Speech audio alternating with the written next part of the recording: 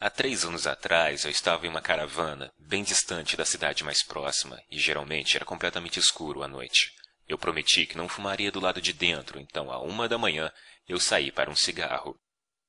Depois de alguns minutos parado na escuridão, eu pude perceber que consegui enxergar claramente a minha mão, algo que eu não conseguiria fazer nas noites anteriores.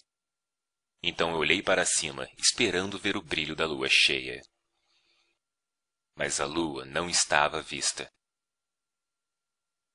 Ao invés, havia uma longa e brilhante nuvem bem acima de mim.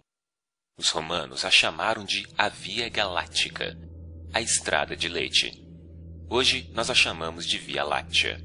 Para aqueles que perderam essa aula na escola, os fatos básicos são estes. Lembre-se de que um ano-luz equivale a 9,5 trilhões de quilômetros. A nossa galáxia tem um diâmetro de aproximadamente 100 mil anos-luz. O nosso Sol está localizado na extremidade de um dos braços espirais, a cerca de 26 mil anos-luz do núcleo da galáxia. São necessários de 200 a 250 milhões de anos para o Sol completar uma órbita em volta do núcleo. Ao redor da galáxia, acima e abaixo do disco, numa auréola circular, existem aproximadamente 200 aglomerados globulares, que podem conter até 1 milhão de estrelas cada. A Via Láctea contém 200 bilhões de estrelas, aproximadamente. Esses números são essenciais para compreender o que é uma galáxia. Mas quando a contemplamos, alguma parte da mente humana protesta que não pode ser assim. Mas uma investigação das evidências nos leva à conclusão que é. E se você chegar a essa conclusão numa noite escura e limpa, quando olhar para cima, você pode ver algo que irá mudar a sua vida. É assim que uma galáxia se parece, vista de dentro, dos subúrbios do nosso Sol. Através de um binóculo, para cada estrela que você consegue enxergar com o olho nu, você verá mais 100 ao redor dela, todas suspensas numa névoa azul acinzentada. Se você olhar através de um telescópio barato e esperar que seus olhos se ajustem à escuridão e consigam se focalizar, você vai ver o que essa névoa realmente é. Mais estrelas. Como poeira se estendendo até onde se parece ser o infinito. Mas você tem que ter o conhecimento. Enxergar é só metade. Naquela noite, 3 anos atrás, eu sabia de um pouco das coisas que estavam lá fora. O tipo, a escala e a idade das coisas. A violência e a destruição. A energia pulsante. A gravidade inexorável. E o desespero da distância. Mas eu me senti seguro, porque eu sabia que meu mundo está protegido pela mesma distância que os outros temem. É como se o universo estivesse gritando na sua cara. Você sabe quem eu sou, o quão grande eu sou, o quão velho eu sou. Você pode sequer compreender o que eu sou, o que é você comparado a mim. Mas quando você aprende ciência, você pode sorrir para o universo e responder: cara, eu sou você. Quando eu olhei para a galáxia naquela noite, eu sabia que até o mais fraco cintilar de uma estrela era uma conexão real entre o meu olho ao longo de um fino raio de luz até a superfície de um outro Sol. Os fótons que os meus olhos detectam, a luz que eu vejo, a energia que interage com os meus nervos, vieram daquela estrela. Eu pensei que eu nunca poderia tocá-la, mas mesmo assim, algo que vem dela atravessa todo o vazio e me toca. Eu nunca poderia ter imaginado. Os meus olhos viram apenas pequenos pontos de luz, mas a minha mente enxergou muito mais. Eu vi as explosões de radiação gama das estrelas gigantes serem convertidas em energia pura pelas suas próprias massas. Flashes de luz que brilharam do outro lado do universo muito antes de a Terra ter se formado. Eu vejo o brilho invisível das micro-ondas da radiação de fundo deixado pelo Big Bang.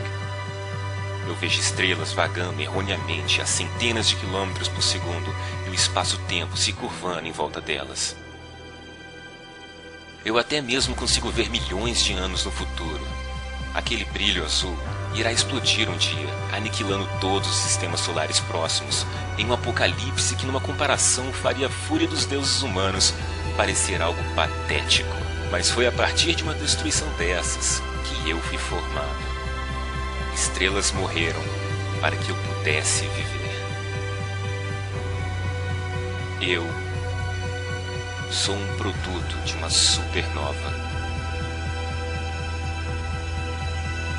E você também.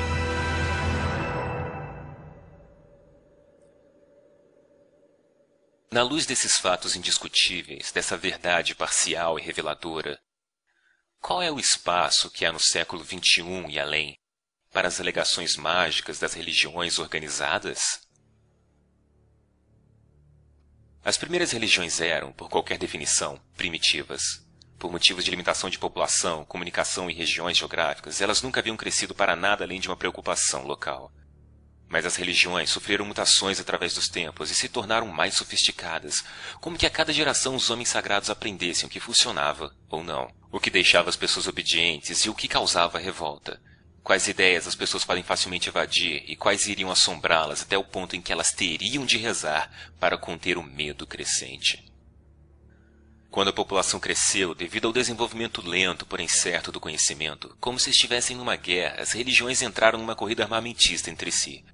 Dos deuses do vento, do trovão e do mar, as ameaças e as escalas de poder dos deuses cresceram a níveis supremos, ao ponto de que toda religião organizada possuía um deus que era onipotente, onibenevolente, onisciente, e palavras como infinito e eternidade são usadas sem escrúpulos, enquanto que todas as outras palavras são abertas a abuso até que elas signifiquem exatamente o que as religiões querem que elas signifiquem. Naquela noite sobre a Via Láctea, eu que tive a experiência, não posso chamá-la de uma experiência religiosa, porque eu sabia que ela não foi religiosa em nenhum sentido. Eu estava pensando sobre fatos e física, tentando visualizar o que realmente eu estava vendo, e não o que eu gostaria que fosse.